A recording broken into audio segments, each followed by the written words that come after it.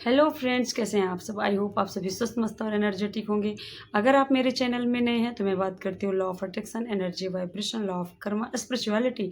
अगर इनमें से आप भी कोई चीज़ को फॉलो करते हैं अपनी लाइफ में या करना चाहते हैं तो आप मेरे चैनल को सब्सक्राइब कर सकते हैं। वीडियो पसंद आए तो लाइक कर दीजिए और हाँ, बेल आइकन ज़रूर प्रेस करिए ताकि आने वाली वीडियो का नोटिफिकेशन आप तक सबसे पहले पहुँच जाए।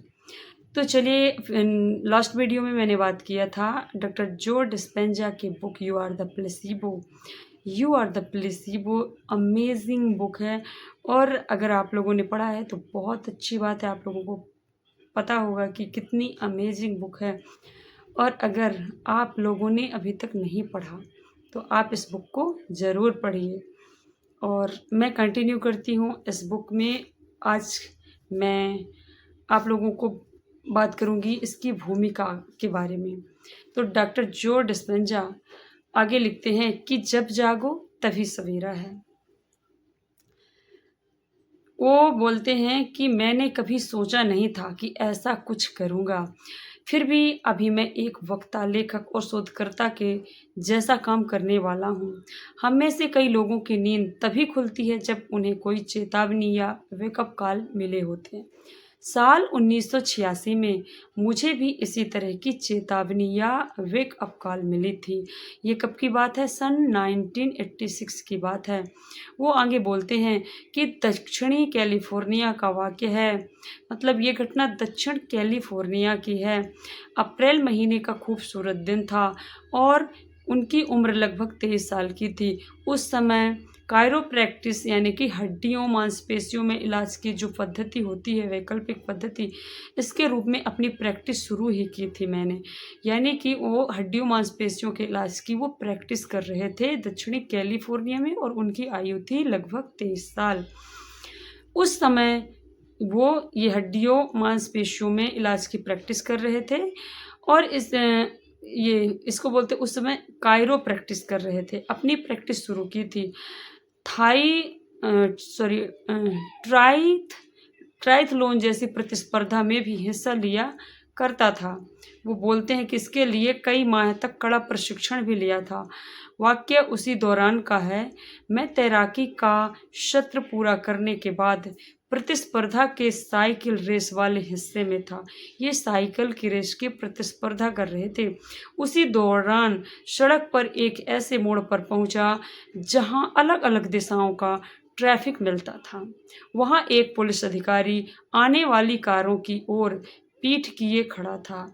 उसने मुझे दाईं ओर चलने का संकेत दिया। यानी कि जो पुलिस अधिकारी था उसने उनकी तरफ पीठ खड़ा जो करके खड़ा था, उन्हें उन्हें दाईं तरफ चलने का इशारा किया था, संकेत दिया था।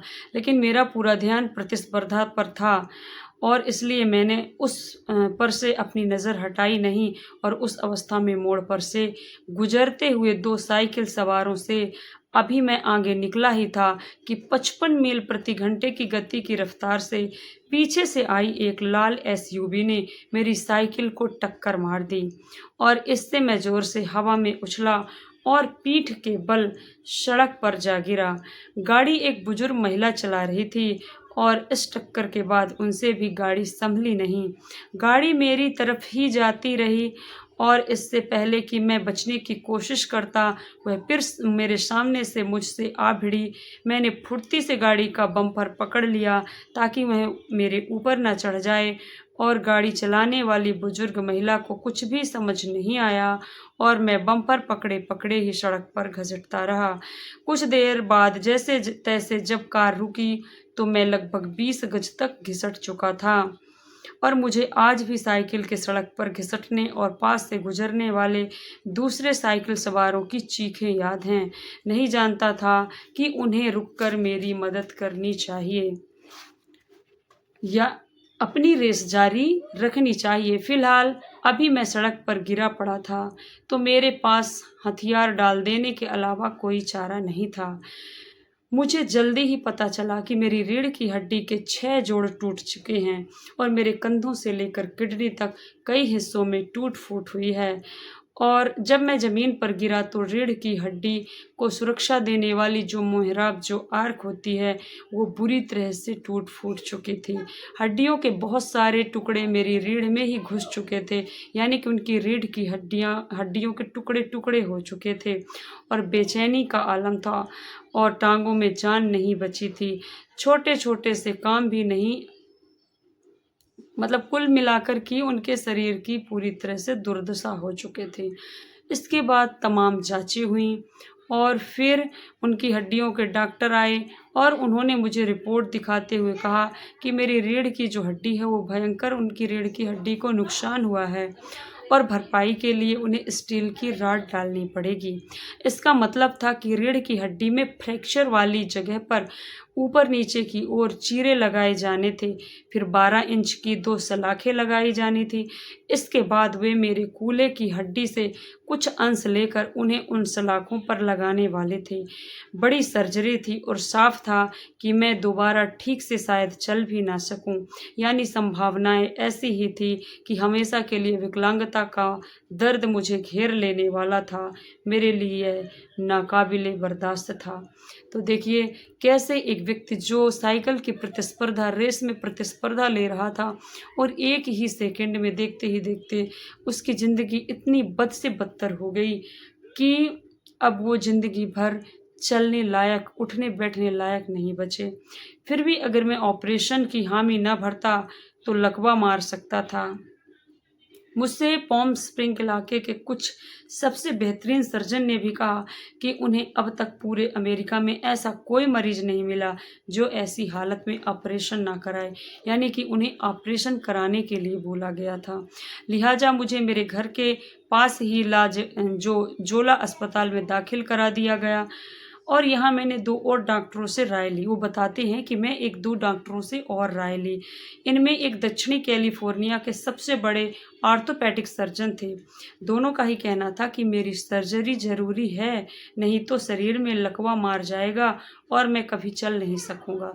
अगर मैं मेडिकल लाइन से होता तो मरीज को यही राय देता। वो डॉक्टर जो डिस्पेंजा कहते हैं कि यह सबसे सुरक्षित विकल्प भी था, लेकिन मुझे अपने लिए यह विकल्प नहीं चुनना था, यानी कि उन्हें ऑपरेशन नहीं करवाना था, सर्जरी नहीं करवाना था। शायद इसलिए कि मैं तब युवा था और निर्भीक और निडर भी था। लिहाजा मैंने डॉक्टरों के मशवरे को अनदेखा करने का फैसला किया। मेरा हमेशा से मानना था कि हमारे भीतर एक ऐसी कोई चेतना है जो हमें नवजीवन देती है। डॉक्टर जो डिस्पेंजा कहते हैं कि मेरा ये पहले से ही मानना था कि हमारे शरीर में, हमारे भीतर एक ऐसी हमारी चेतना है, एक ऐसी हमारे अंदर शक्ति है जो हमें हमेशा नवजीवन देती है, यानी कि नवनिर्माण करती है। अगर हमारे शरीर में कुछ टूट फूट हो जाए तो वो स्वयं नवीनीकृत करती है अपने आप को। तो उन्हें ये पहले से बिलीव था, भरोसा था ऐसा। हमें हर पल सहारा देती है हमारी बॉडी, उसका संरक्षण भी। ऐसी हमारे अंदर जो एक चेतना है, जो हमारा बिलीफ सिस्टम है, अगर हमारे बॉडी पर, हमारे शरीर पर, हमारी आत्मा पर, हमारी चेतना पर अगर हमें भरोसा है तो हमारा जो शरीर है या कोई भी घाव है, चोट है, वो ऑटोमेटिक ठीक हो सकता है। ऐसा डॉक्टर जो डिस्पेंजा कहते हैं कि उन्हें ये बात पहले से वो मानते थे कि हमारे अंदर हमारी चेतना है और जो हमें सुरक्षा देती है और जो हमें नवजीवन देती है और हमें संरक्षण देती है, हमें हील करती है, हमें बनाए रखती है, हमारे दिल को लगातार धड़काती है, करोड़ों विशेष कोशिकाओं को पैदा करती है और हर कोशिका में सैकड़ों हजारों रासायनिक प्रक्रियाएं कराती हैं। सो मैंने सोचा कि अगर यह चेतना सच्ची है और हमारे प्रति इतने स्नेह से सोच समझकर खुद ही अपनी क्षमता का प्रदर्शन करती है तो मुझे इस पर ध्यान लगाना चाहिए। हो सकता है इसके साथ मेरा एक संबंध स्थापित हो जाए। लिहाजा मैंने 2 बातें तय की। पहली, मैं सजग होकर रोज अपनी इस समझ पर, इस चेतना पर ही ध्यान लगाऊंगा, उसके सामने पूरी योजना पेश करूंगा, अपना दृष्टिकोण रखूंगा और उसे स्पष्ट आदेश दूंगा। इसके बाद खुद की हील होने की शक्ति या खुद से ठीक होने का मैं जिम्मा पूरी तरह उस मन मस्तिष्क को सौंप दूंगा, अपनी उस चेतना को सौंप दूंगा जिसकी क्षमताएं असीमित हैं। उसे अनुमति दूंगा कि वह अपनी पूरी क्षमताओं के साथ मुझ निमरीज करे, यानी कि मुझे ठीक करे, सेहतमंद करे। और दूसरी बात जो मैंने तय की वो यह है कि मैं ऐसा कोई विचार अपनी चेतना के आसपास भटकने भी नहीं दूंगा जिसका मैं अनुभव नहीं करना चाहता। अद्भुत! डॉक्टर जो डिस्पेंजा वाकई बहुत ही अद्भुत इंसान है। जिस इंसान को उस टाइम पर मतलब कि जिनको पता चले कि तुम कभी उठ नहीं पाओगे, और वो डॉक्टर की बातों को अनदेखा करके और अपनी चेतना, अपने मस्तिष्क को आदेश देकर अपने आप को स्वयं हील करने की बात कर रहे हैं। वाकई में बहुत ही प्रेरणा स्रोत इंसान है डॉक्टर जो डिस्पेंजा। और आगे देखिए क्या कहते हैं कि एक महत्वपूर्ण निर्णय वो कैसे लेते हैं। सो वो आगे बात करते हैं कि इसके बाद मैंने अपनी मेडिकल टीम के परामर्श के खिलाफ जाकर, जो उनकी मेडिकल टीम उन्हें सलाह दे रही थी, वो उनके खिलाफ जाकर एक डिसीजन लिया, एक निर्णय लिया और कहा कि मुझे छुट्टी दे दो, मुझे छुट्टी लेनी है। जो नज़दीकी दोस्तों के घर वहीं वो अपने दोस्तों के घर चले गए और वहाँ पूरी तरह अपने ठीक होने पर ध्यान लगाने के लिए वो अगले 3 महीने तक रहे। फिर वो आगे बोलते हैं कि मैं एक अभियान पर था। इसमें मैंने तय किया था कि मैं अपने हर दिन की शुरुआत अपनी रीढ़ की हड्डी के पुनर्निर्माण से करूँगा और इसके एक-एक जोड़ पर ध्यान लगाऊँगा।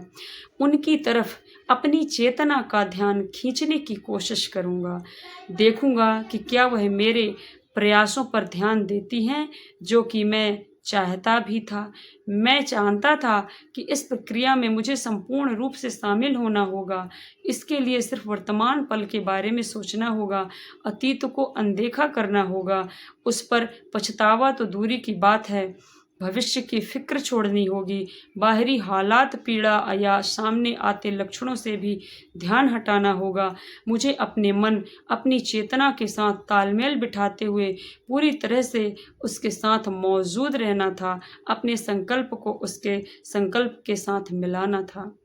तो देखिए जो डॉक्टर जो डिस्पेंजा की इस मतलब कि उनका जो मानसिक लेवल है वो कितना स्ट्रॉन्ग था कि वो ये डिसीजन ले रहे हैं उस टाइम पर जब वो बिस्तर से उठ नहीं पा रहे हैं। उनकी हड्डियों के टुकड़े टुकड़े हो चुके हैं, उनकी रीढ़ की हड्डी छत बिछत हो चुकी है और शरीर अस्त व्यस्त हो चुका है।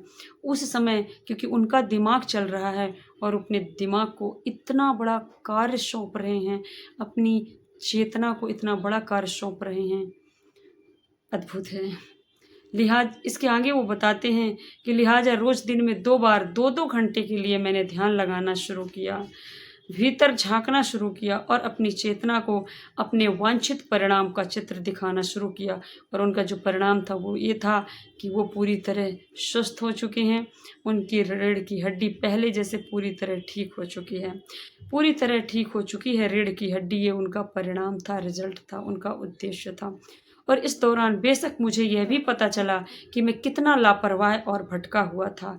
कैसी विडंबना है, मुझे यह भी एहसास हुआ कि जब भी कोई विपत्ति आती है या दुर्घटना होती है तो हम अपना बहुत सारा समय जो है और अपना ऊर्जा उन परिणामों के बारे में सोचने पर लगा देते हैं जो हम चाहते ही नहीं हैं, जबकि ध्यान उन परिणामों पर लगाना चाहिए, उन रिजल्ट्स पर लगाना चाहिए जो हम चाहते हैं। और अपने साथ हुए हादसे के बाद मैंने भी यह गलती की थी और ऐसी ही मनोदशा का शिकार हुआ था। इसका मुझे अब अपराध बोध हो रहा था। हालांकि इसी बीच जब मैं खुद से ही अपनी रीढ़ की हड्डी को पूरी तरह ठीक करने और मनचाहा जीवन हासिल करने की प्रक्रिया से गुजर रहा था, तभी मुझे एक अजीब एहसास हुआ। पता चला कि मैं अनजाने में ही उन परिणामों के बारे में सोचने लगा था जो कुछ सप्ताह पहले डॉक्टरों ने मुझे बताए थे, जैसे कि मैं शायद कभी चल नहीं सकूँगा। तो ये डॉक्टर जो डिस्पेंजा के अंदर भी और ये मन में भी ऐसे थॉट चल रहे थे, जो डॉक्टरों ने उन्हें पहले ही बता दिया था कि आप चल नहीं पाएंगे कभी भी। तो उनके भी दिमाग में ये आ रहा था, लेकिन वो उस थॉट को किनारा करते हैं और फिर वापस लौट कर आते हैं, अपनी चेतना को, अपनी मानसिक शक्ति को स्ट्रॉन्ग करते हैं और आगे बताते हैं कि मैं इस बारे में सोच मेरे भी दिमाग में ऐसी बातें आती हैं कि मैं शायद कभी चल नहीं सकूँगा। मैं एक वक्त अपनी रीढ़ की हड्डी के पुनर्निर्माण की प्रक्रिया के मध्य में था और साथ ही यह भी सोचने लगा था कि क्या मुझे अपनी कायरोप्रैक्टिस छोड़ देनी चाहिए, उसे बेच देना चाहिए। एक ओर मैं मानसिक रूप से फिर पैरों से चलने का अभ्यास कर रहा था और दूसरी तरफ सोच रहा था कि आजीवन व्हीलचेयर पर बैठना कैसा लगेगा। मतलब ध्यान भटक रहा था। ऐसा नहीं है कि अगर हम मेडिटेशन करते हैं, ध्यान लगाते हैं तो हमारा ध्यान नहीं भटकता है, हमारे मन में नेगेटिव विचार नहीं आते हैं, अपोजिट विचार नहीं आते हैं, लेकिन हमें अपने माइंड को कैसे कंट्रोल करना है, ये हमें डॉक्टर जो डिस्पेंजा से सीखना चाहिए। फिर वो आगे कहते हैं कि फिर से सारी कल्पना को मन में दोहराता रहा और ये अपने आप में बहुत थकाऊ और कुंठित कर देने वाला अनुभव था। जीवन के कठिन कामों में से एक, लेकिन मैं चाहता था कि मेरे भीतर की चेतना को स्पष्ट और विशुद्ध तस्वीर देखने को मिले। वह अनुमान लगा सके कि मैं वास्तव में क्या चाहता था। बस मुझे इतना करना था और इस पूरे सिलसिले के दौरान मेरी सजगता बनी रहे, मेरा ध्यान बिल्कुल ना भटके। आखिरकार पूरे 6 सप्ताह तक अपने साथ यूं ही जूझने और चेतना के साथ बने रहने के प्रयासों के बाद मैं आंतरिक पुनर्निर्माण की प्रक्रिया को बिना रुके पूरा करने में सफल रहा। वह दिन आज भी याद है जब पहली बार मैंने सफलता को महसूस किया। ऐसा लगा मानो टेनिस बॉल से बढ़िया शॉट लगा लिया हो। इसमें कुछ तो अच्छा था। मेरे मन में अब कोई हलचल नहीं थी, समीक्षा, विश्लेषण या आवेश नहीं था। मेरे भीतर अजब सी शांति थी, मौन का साम्राज्य था, जैसे सब मुझे उन बातों की चिंता ही नहीं रही जिनके बारे में पहले मैं सोचता था। मैं अतीत और भविष्य की जकड़न से मुक्त हो चुका था। तो ये मेडिटेशन की शक्ति है। उनकी चेतना स्ट्रांग हो गई, जागृत हो चुकी। अब उनके आंतरिक जो हलचल मची थी वो अब शांति में कन्वर्ट हो गई। फिर इसी बोध ने मेरे सफ़र को मजबूत किया। डॉक्टर जो डिस्पेंजा आगे बोलते हैं कि क्योंकि इसी समय मैं अपने आप से शरीर के भीतर वह बदलाव कर रहा था जो मैं चाहता था। मैं अपनी रीढ़ के जोड़ों का पुनर्निर्माण करा रहा था। धीरे धीरे यह काम हर दिन आसान होता गया। मुझे अपने शरीर में कुछ महत्वपूर्ण शारीरिक बदलाव दिखाई देने लगे। मैं जब उन क्षणों में था जब मैं अपने शरीर के भीतर चल रही बदलाव की प्रक्रिया और बाहरी गतिविधियों के भीतर तालमेल बिठा रहा था। जैसे ही मैंने ये तालमेल बिठाना शुरू किया, मैंने इस बात पर ज़्यादा ध्यान देना शुरू कर दिया कि मैं क्या कर रहा हूँ और उसे और प्रतिबद्धता के साथ करने लगा। मेरा यह काम अब एक जबरन कोशिश के बजाय प्रेरणा और आनंद में बदल गया। ऐसे में जिस काम के एक सत्र में पहले 2-3 घंटे लगते थे, अब उसी में कम समय लगने लगा, क्योंकि अब डॉक्टर जो डिस्पेंजा के पास अब लेटने के अलावा कोई काम नहीं था और सोचने के अलावा कोई काम नहीं था।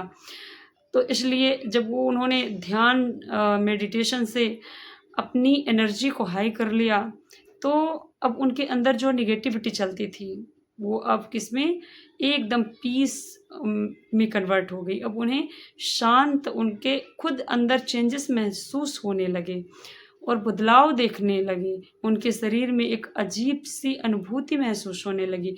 आगे वो बात करते हैं कि जिस काम के एक सत्र में उन्हें 2-2, 3-3 घंटे लगते थे, अब उसी काम कम समय में लगने लगा और अब उन्हें मज़ा आने लगा ये सब कुछ करके। मतलब ये अंदर वो जितने भी विचार थे, निगेटिव थे, उनको उन्होंने छोड़कर अब एकदम पॉजिटिव विजुअलाइजेशन करने लगे। अब उन्हें मज़ा आने लगा ये सब डेली करके।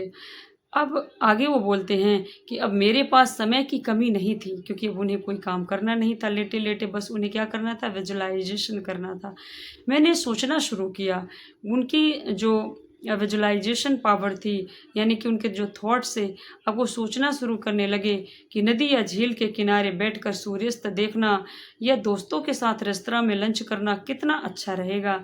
मैं सोचने लगा कि कैसे मैं जीवन के हर अनुभव का पूरा आनंद ले सकता हूँ। मैं कल्पना करने लगा कि मैं फव्वारे से स्नान करते हुए उसके शीतल जल को अपने शरीर और चेहरे पर अनुभव कर रहा हूँ। मैं सैन डिएगो में सैर कर रहा हूँ और मेरे चेहरे पर सुखद हवा के झोंके टकरा रहे हैं। जीवन में कितने अनुभव ऐसे थे जिनका दुर्घटना से पहले कभी आनंद नहीं लिया था, पर अब उन सब का एक अर्थ था। मैंने उन्हें पूरी तरह अपनाते हुए महसूस किया कि जैसे वह सब वास्तव में घट रहा हो। आगे वो बताते हैं कि मैं उस समय नहीं जानता था कि मैं क्या कर रहा हूँ, परंतु अब जानता हूँ। मैं वास्तव में उन सभी भावी संभावनाओं के बारे में सोच रहा था जो क्वांटम क्षेत्र में थी। फिर मैं उन्हें भावनात्मक यानी कि भावात्मक तौर पर अपना रहा था। जब मैंने अपने इरादतन भविष्य का चुनाव किया और उनका अपनी श्रेष्ठ भावनाओं के साथ मेल किया, तो वर्तमान में मेरा शरीर यह भरोसा करने लगा कि वास्तव में भविष्य में वही होने वाला है जो मैं चाहता हूँ। कहने का मतलब ये है कि हम जो आगे करना चाहते हैं, बनना चाहते हैं, अपने आप को जैसा देखना चाहते हैं, हमारे विचार भी वैसे ही आना चाहिए। वो बिस्तर में पड़े हैं, उनकी रीढ़ की एक एक हड्डी जो है वो टूटी हुई है, लेकिन जो आगे करना चाहते थे वो हर एक एक चीज़ को विजुलाइज कर रहे हैं और विजुलाइजेशन के साथ साथ वो फील भी कर रहे हैं जैसे वो ज़िंदगी वो वर्तमान में जी रहे हों। तो ये है विजुलाइजेशन। ऐसे विजुलाइजेशन करते हैं डॉक्टर जो डिस्पेंजा बताते हैं आगे। फिर आगे वो बात करते हैं कि अब उनका शरीर जो है वो अब उस तरह की क्या वास्तविकता को महसूस करने लगा कि भविष्य में वही होने वाला है जो मैं चाहता हूँ। और इस तरह जब वांछित नियति को देखने की क्षमता सटीक होती गई तो मेरी कोशिकाएं भी उन भावी पलों को पहचानने लगी। मैं नए तरीके से नए जीन्स के संकेत देने लगा। इस तरह मेरा शरीर वाकई में कहीं अधिक तेज़ी से सेहतमंद होने लगा। तो जो हमारा ब्रेन है, हमारा दिमाग है ना, वो जो है जो चीज़ें हमें मतलब कई चीज़ों का वो विनाश करता है और एक ही दिन में कई कई कोशिकाओं का जो है वो क्या करता है, सृजन भी करता है। तो हमें जो चाहिए उन चीज़ों को हम सृजित कर सकते हैं अपनी किससे, थॉट से, अपनी इमेजिनेशन पावर से, अपने दिमाग को, अपने ब्रेन को ऑर्डर देकर। आगे वो क्या बोलते हैं,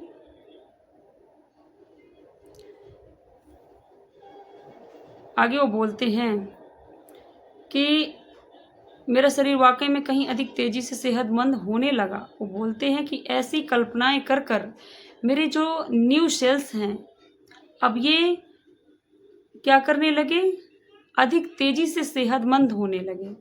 मैं क्वांटम भौतिकी के एक प्रमुख नियम को सीख रहा था। क्वांटम भौतिकी का नियम है कि माइंड और मैटर अलग नहीं हैं। हमारे चेतन और अवचेतन, हमारा कॉन्शियस एंड सब कॉन्शियस जो माइंड है उसके भाव और विचार की वे ब्लू प्रिंट हैं जो हमारी नियति को वश में करते हैं। मनुष्य में छिपी भावी संभावना को बाहर लाने का आग्रह, संकल्प और केंद्र मनुष्य के मन में छिपा होता है। क्वांटम क्षेत्र की अनंत संभावनाओं के मन में छिपा है। ये मिलकर जब काम करते हैं तभी भविष्य की कोई भी संभावना यथार्थ का रूप लेती है। मुझे एहसास हुआ कि इस तरह तो हम सभी दिव्य रचनाकार हैं, ऐसे जो वंश, जाति, लिंग, संस्कृति, सामाजिक स्तर, शिक्षा, धार्मिक विश्वास व पिछली भूलों से आज़ाद हैं। यह एहसास होते ही पहली बार मैंने जीवन में खुद को धन्य महसूस किया। सो मैंने अपनी सेहत को और बेहतर करने के लिए और भी कई अहम निर्णय लिए। मैंने पूरी दिनचर्या तैयार की। इसमें आहार के साथ ही ऊर्जा, आरोग्य का काम करने वाले मित्रों से भेंट और विस्तृत पुनर्वास कार्यक्रम शामिल था। और उस समय मेरे लिए सबसे ज़रूरी काम यही था कि अपने भीतर बसी उस प्रज्ञा के संपर्क में बना रहूं और उसके माध्यम से मन को शरीर के आरोग्य के लिए प्रेरित करूं, अपने शरीर को ठीक होने के लिए प्रेरित करूं। दुर्घटना के 9.5 सप्ताह बाद मैं उठा और जीवन को पुनः शुरू कर दिया। अभी मेरे शरीर पर किसी सर्जरी या अन्य कोई भी निशान नहीं थे। मैं पूरी तरह स्वस्थ था। करीब 10 सप्ताह बाद अपने मरीजों को देखने लगा और 12 सप्ताह में मैंने वेट लिफ्टिंग भी शुरू कर दी और आज दुर्घटना के लगभग 30 वर्ष बाद मैं ईमानदारी से कह सकता हूँ कि उस दिन के बाद से शरीर में कभी कहीं दर्द नहीं हुआ। यह है पावर ऑफ विजुअलाइजेशन, यह है सेल्फ हीलिंग। शोध का आरंभ ये हम नेक्स्ट वीडियो में कवर करेंगे। आज के लिए इतना ही, फिर मिलेंगे कल, तब तक के लिए बाय।